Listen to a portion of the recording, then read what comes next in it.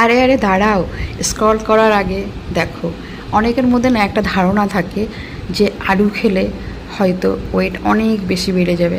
জানো তো, আমার বিফোর প্রেগনেন্সিতে আমি 15 কেজি ওয়েট কমিয়েছিলাম, কিন্তু আমার পছন্দের এই আলু খাওয়াটা কিন্তু আমি একদম বাদ দিইনি আমার ডায়েটের থেকে।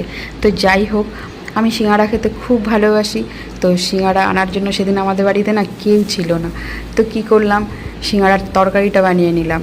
তো কীভাবে বানিয়েছি সেটাই আমি তোমাদের সঙ্গে শেয়ার করছি। দেখো, আমার মতন অনেকেরই তো সিঙ্গাড়া খেতে ভালো লাগে, সেই কারণেই বিশেষ করে তাদের জন্য আমি রেসিপিটা দিলাম। তো এই রেসিপিটা তুমি চাইলে রুটি বা পরোটার সঙ্গে খেতে পারো, খুব ভালো লাগে খেতে। তো যাই হোক, আমি যে বানিয়ে নিয়েছি দেখো। তো মানুষের মধ্যে যে এমন একটা ধারণা থাকে যে আলু খেলে হয়তো ওয়েটটা বেড়ে যায়, কিন্তু জানো তো এরকম কোনো ব্যাপার না। আমি কিন্তু আলু খাওয়া একদমই কিন্তু বাদ দিইনি, সেই না বাদ দিয়েই কিন্তু 15 কেজি ওয়েট কমিয়েছিলাম। তো যারা ওয়েট লসের জার্নিতে আছো, আলু বিন্দাস খেতে পারো। তো কেমন হয়েছে আমার এই রেসিপিটা বলো।